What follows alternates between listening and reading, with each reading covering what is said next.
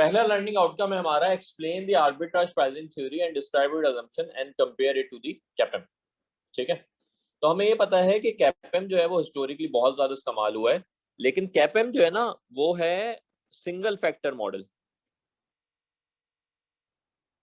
देखें ये चीज मैं आपको बता देता हूँ, बल्कि हमारे मॉडल ना दो तरह के होते हैं। ठीक है, एक होता है सिंगल फैक्टर और दूसरा होता है मल्टी फैक्टर या मल्टीपल फैक्टर।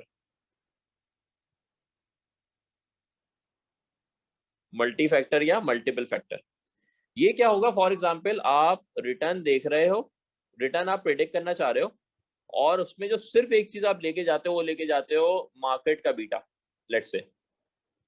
तो ये क्या हो गया? सिंगल फैक्टर हो गया। आप सिर्फ ये देख रहे हो कि बीटा का इंपैक्ट क्या आ रहा है आपके रिटर्न पे। सही है। दूसरा हो गया मल्टी फैक्टर के रिटर्न में आप देख रहे हो मार्केट बीटा, और साथ आप ये भी देख रहे हो कि जीडीपी का उसमें क्या रोल है, और आप ये भी देख रहे हो कि इन्फ्लेशन किस तरीके से उसमें आती है। ठीक है, तो अगर आपके पास एक से ज्यादा फैक्टर्स हो जाएंगे तो आप उसे बोलेंगे मल्टी फैक्टर। ठीक है, इसी तरह जब हम रिग्रेशन पढ़ेंगे आके बुक 2 में, तो वहां पे आप देखेंगे कि वहां पे होगी पहली सिंपल रिग्रेशन। सिंपल रिग्रेशन में क्या होगा? आपका एक फैक्टर होगा, एक एक्स होगा, और फिर आएगी आपकी मल्टीपल रिग्रेशन जिसमें आपके पास एक से ज्यादा फैक्टर्स होंगे। ठीक है, तो जो आपका कैपएम है वो क्या है? सिंगुलर फैक्टर है। वो सिर्फ एक मार्केट एक्सेस रिटर्न पे देख रहा होता है कि आपका जो है वो जी रिटर्न एक्सपेक्टेड रिटर्न किस तरीके से होगा। और जो आपका आर्बिट्राज प्राइसिंग थ्योरी है वो क्या है? वो मल्टी फैक्टर अप्रोच है। वो क्या है? मल्टी फैक्टर अप्रोच है। तो कैपएम क्या देखता है? कैपएम क्या देखता है? कैपएम रिलेशनशिप देखता है विद रिटर्न एंड इंडेक्स। कोई भी एक मार्केट इंडेक्स हो गया, एसएनपी हो गया फॉर एग्जांपल एसएनपी हो गया। ठीक है, अच्छा, तो इसमें क्या होता है? इसमें मसला क्या होता है? इसमें मसला ये होता है कि आपकी लिमिटेशन बहुत ज्यादा हो जाती है। आप सिर्फ एक फैक्टर पे रिलाई कर रहे होते हो, आप सिर्फ एक मेजर पे रिलाई कर रहे होते हो, which seems to be a problem. ठीक है, so you have to diversify your model. You have to diversify the inputs that you are taking in, and that's where the arbitrage pricing theory या APT model comes in. तो APT model निकाला था जिन साहब ने, उनका नाम था Steven Ross.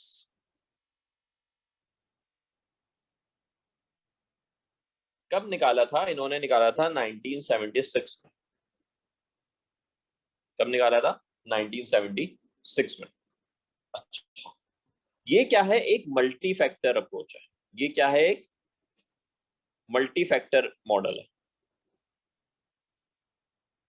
Multi factor approach लेके चलता है। ठीक है, और ये रिलेशनशिप देखता है, लीनियर रिलेशनशिप देखता है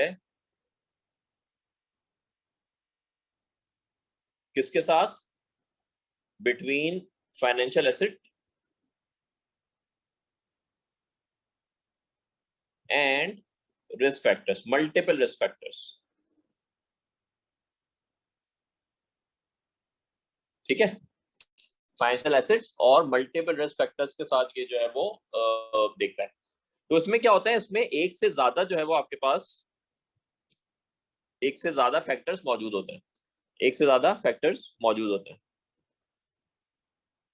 ओके, वो फैक्टर्स क्या क्या हो सकते हैं? जल्दी से बताएं क्या क्या फैक्टर्स हो सकते हैं। मैंने भी कुछ पीछे लिखे। इसकी जो इक्वेशन आती है, तो फैक्टर्स बहुत सारे हो सकते हैं। टैक्स हो सकता है, इंटरेस्ट रेट हो सकता है, अनएम्प्लॉयमेंट हो सकती है, कोविड-19 हो सकता है, क्रेडिट रेटिंग हो सकता है। बिल्कुल क्वालिटेटिव फैक्टर होगा, मॉडल में ले जाना मुश्किल होगा बट हो सकता है। करंट अकाउंट बैलेंस हो सकता है, फिस्कल बैलेंस हो सकता है। एफ भी लिख दिया मैंने, लग रहा है फेसबुक, तो मैं फिस्कल लिख देता हूँ। ठीक है, और इस तरह बहुत सारे फैक्टर्स हो सकते हैं। अच्छा, जो फॉर्मूला है आर्बिट्राज प्राइसिंग मॉडल का, वो जर्नल फॉर्मूला है। वो कहता है कि जी RI बराबर है एक्सपेक्टेड रिटर्न को, सबसे पहले क्या ले लेता है, एक्सपेक्टेड रिटर्न ले लेता है, सही है, और उसमें फिर फैक्टर्स ऐड करता है, β1 f1 plus β2 f2 plus up to βk fk plus error term. ठीक है, तो ये क्या है, ये फैक्टर है। फैक्टर क्या हो गया, जो हमने बात की टैक्स। और बीटा क्या है, बीटा बताते हैं रिलेशनशिप। ये हम एक्सेल में, सॉरी रिग्रेशन में पढ़ेंगे बुक 2 में। ये फॉर एग्जांपल अगर 1 है, ये अगर 1 है, इसका मतलब कि ये जो टैक्स अगर 1 रुपए से बढ़ेगा तो एक ही इंपैक्ट आएगा किस पे, रिटर्न पे। अगर ये 2 हो जाए तो ये हो कि अगर टैक्स 1% से बढ़ेगा तो रिटर्न किससे परसेंट से बढ़ जाएगा, 2% से,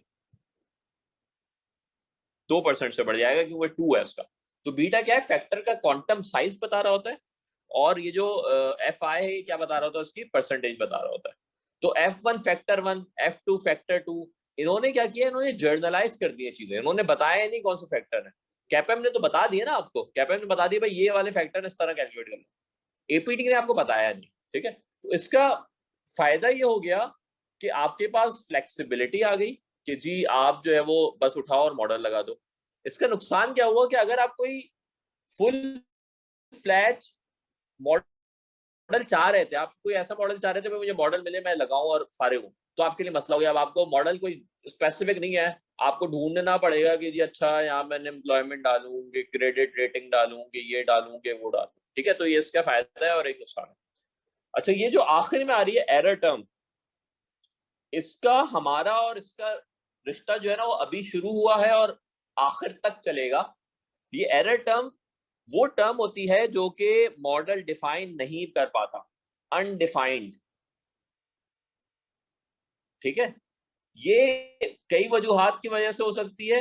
ये इस वजह से भी हो सकती है कि जो आपने फैक्टर्स लिए हैं, कुछ ऐसे फैक्टर्स हैं, कुछ ऐसे फैक्टर्स हैं जो कि आपने मॉडल में नहीं लिए और बहुत क्रिटिकल थे। ठीक है, तो इसकी बहुत सारी वजूहात हैं और इस एरर टर्म की बहुत ज्यादा सिग्निफिकेंस है। जब हम रिग्रेशन में जाएंगे बुक 2 में, तो वहां पे आप पढ़ेंगे, पूरी पूरी इसमें टेस्ट हो रहे हैं, हम काम ही सिर्फ कई चैप्टर सिर्फ एरर सीरीज पे हैं। ठीक है, तो एरर टर्म क्या होती है, एरर टर्म जो है वो डिफरेंस होता है जो कि आप मॉडल एक्सप्लेन नहीं कर पाता। ठीक है, तो अगर ये जो है वो 10 था और आपके मॉडल ने जो है वो 8% बताया, तो आपका एरर कितना हो गया, 2% का। ठीक है, तो वो चीज जो कि आपकी कवरेज नहीं